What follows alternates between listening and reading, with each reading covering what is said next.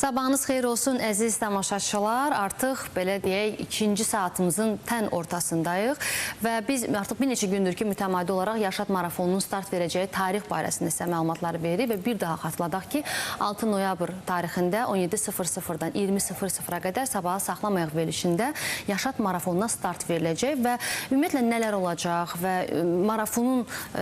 marafonda toplanan iyanələr hara gedəcək və bütün bunların hamısını biz müzakirə edəcəyik. Elvin Hüseynov Yaşad Fondunun rəhbəri ilə. Xoş gəlmişsiniz. Elvin bəy, sabahınız xeyir olsun. Sabahınız xeyir olsun. Necəsiniz? Çox sağ olun, siz yaxşı olun. Bu yağışlı gündə özünüzü necə hiss edirsiniz? Normal, payız yağışıdır. Hesab edirəm ki, əhval-ruhiyyə yüksək ola bilər. Bəli, biz də sizə təşəkkür edirik, dəvətimizi qəbul edib gəldiyinizə görə.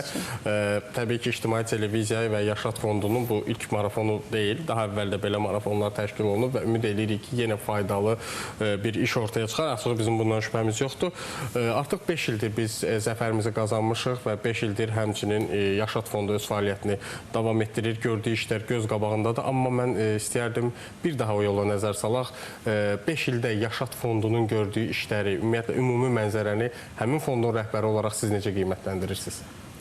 5 ildə bu Yaşad Fondunun gördüyü işlər mən yüksək qiymətləndirirəm, amma ən əsas burada xalqımızın qiymətləndirməsi lazımdır. Çünki biz hər zaman deyirik ki, Yaşad Fondunun auditi, onun hesabatlarının belə deyək, təftiş edən tərəf bizim xalqımızdır, bu fonda iyanə edən vətəndaşlarımızdır, sahibkarlardır. Çünki vəsaiti onlar köçürülür. Yaşad Fondu şəhid ailə üzvləri və qazilər arasında bir platformadır. Xalqdan gələn vəsaiti təyinat üzrə şəhid ailə üzvləri müharibə əlillərinə yönəldir. Bilirsiniz ki, Yaşad Fondu bizim zəfərimizdən tam bir ay sonra, dekabr ayının 8-i Ali Baş Komandan tərəfindən yaradıldı və biz dərhal fəaliyyətə başladıq. Həmin dövr üçün təxminən 3 həftəyə yaxın bir müddət ərzində bütün şəhid ailə üzvlərinin ünvanlarda onların ziyarət etdiyi ehtiyaclar, fəaliyyət istiqamətlərinə uyğun ehtiyaclar götürüldü və elektron sistemə, planşetlər vasitəsilə sistemə ötürüldü və artıq biz məlumatlar bizdə, datalar bizdə toplanandan sonra fondun fəaliyyət istiqamətlərinə uyğun vəsaitlər yönəldilirdi. Və bu müddət ərzində fond artıq 93 milyon manatdan artıq vəsait xərcləyib ki, bu da 18.200 nəfərdən çox şəxsin 90 mindən çox müraciəti deməkdir. Yəni, artıq 90 mindən artıq müraciət tərəfimizdən reallaşdırıb. Bura həm məişət şəraitinin yaxşılaşdırılması, təhsil, istehlak kreditlərinin qarşılanması və tibbi istiqamətli olan müraciətlərə aiddir ki, həm şəhid ailə üzvlərinə, həm də müharibə əlillərinin müraciətləri paralel şəkildə tərəfimizdən dəstəklənir və o proses bugün də davam etdirilir.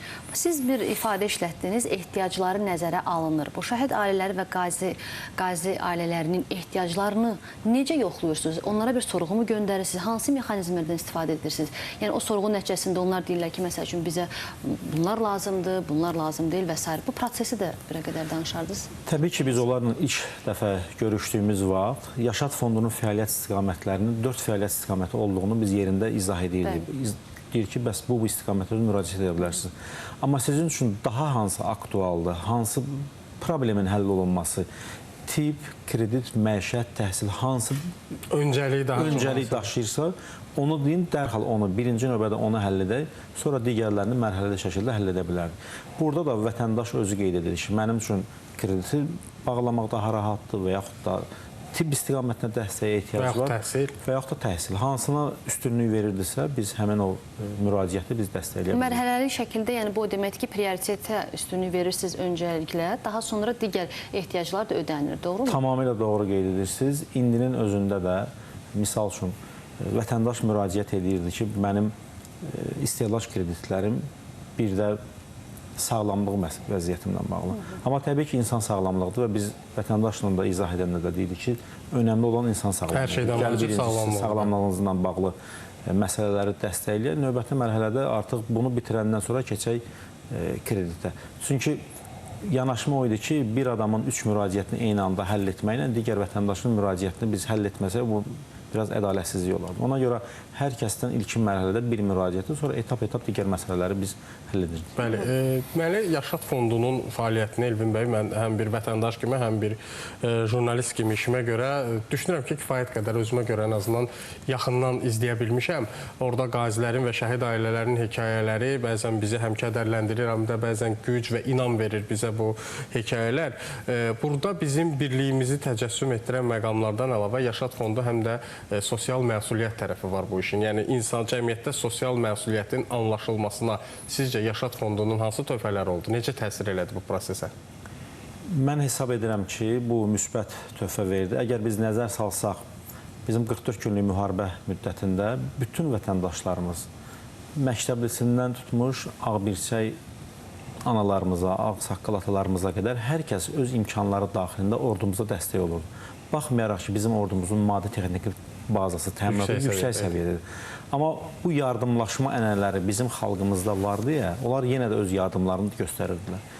Məktəbli uşaqlar məktubları ilə dəstək olurdu və s. və l. Və bunu sonradan biz xidmətdən qaydan, müharibədən, savaşdan qaydan əskərlərimizdən, zabitlərimizdən də eşitir ki, həmin o məktublar nə qədər onlara motivasiya olurdu, dəstək olurdu.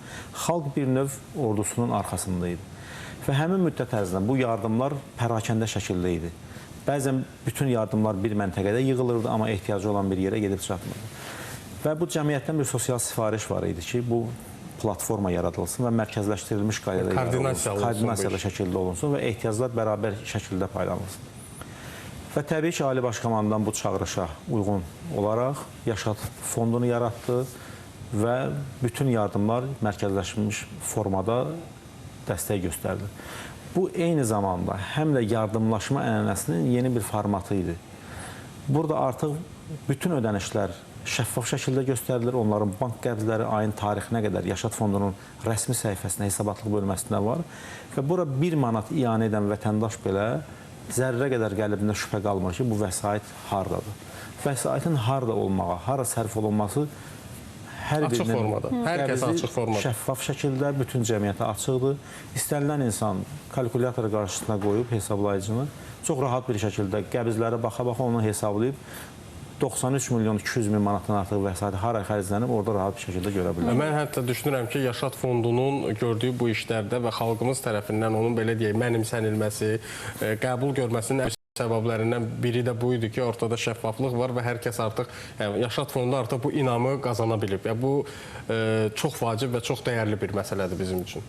Əgər biz yardımlaşmanın davamlı olmağını, dayanışmanın, həmrəyliyin davamlı olmağını istəyiriksə, bura iyanə edən vətəndaşın şübhəsi olmamalıydı və biz bütün ictimaiyyətə, bütün dünya Azərbaycanlarına biz bunu əhatəli şəkildə, şəffaf şəkildə təqdim etməliydik və o proses bugün də hər gün bizim saytımız yenilənir. Nə qədər daxil olma var, nə qədər xərc var, xərc hara xərclənib, necə xərclənib, hər birinin təsdiqləyici bank qəbzlərindən bərabər saytda yerləşdirilir. Möhtəşəm.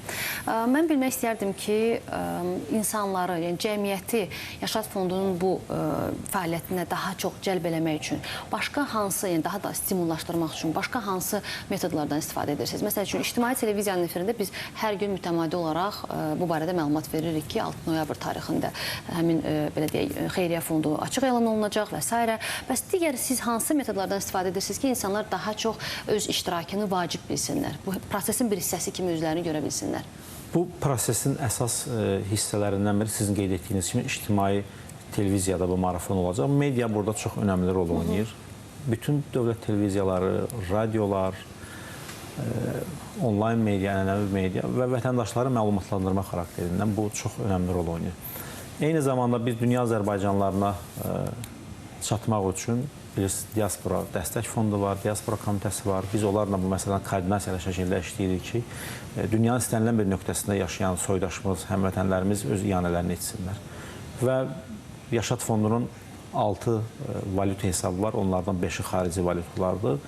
2 dollar, avro, rubl və digərləri lirə, funt sterling. Dünyanın istənilən nöqtəsində həmin rekvizitləri banka təqdim etməklə öz iyanələrini edə bilirlər. Amma daha maraqlı üsullardan birini biz zəfər sertifikatı var.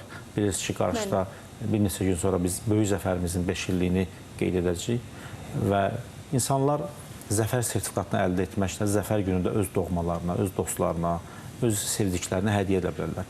Misal üçün, bu günə qədər əgər biz bir ətri Duxuna hədiyyə edirdiksə, bu gün ətrin vəsaitini, ətrin edəcəyi məbləği nə qədərsə, o məbləği Yaşad Fonduna ianə etməklə zəfər sertifikatı əlib öz doğmamıza bunu hədiyyə edə bilərik. Bu artıq hədiyyə verməyin yeni bir formasıdır, yeni bir növüdür.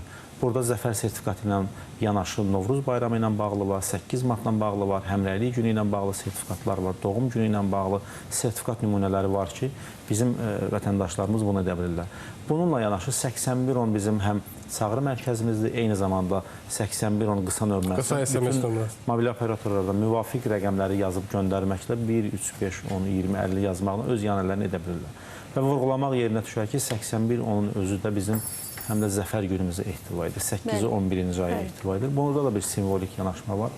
Hesab edirəm ki, xeyirxah, yardımlaşma ənənələrini davam etdirən xalqımız bu məsələdə də öz yardımlarını, öz ianələrini edib şəhid ailə üzvlərinin və qazilərimizin yanında olacaqlar. Bizim buna qətiyyən şübhəmiz yoxdur. Uğurlar arzu edirik Elvin bəy, həm sizə, həm Yaşad Fonduna və bir daha tamaşaçılarımızı, xalqımızı bu birlikdə bir daha iştirak eləməyə, dəstək olmağa, ianə eləməyə səsləyirik və hər saatda biz bunu bildiririk. QR kod var, həmin o QR kodu siz smartfonlarınızla oxudaraq dəstək ola bilərsiniz və məbləğin heç bir önəmi yoxdur. Əsas biz birliyimizi və gücümüzü bir daha göstərməkdir. Çox sağ olun. Bizim qonağımız Yaşad Fondunun rəhbəri Elvin Hüseynova idi. Təşəkkür edirik.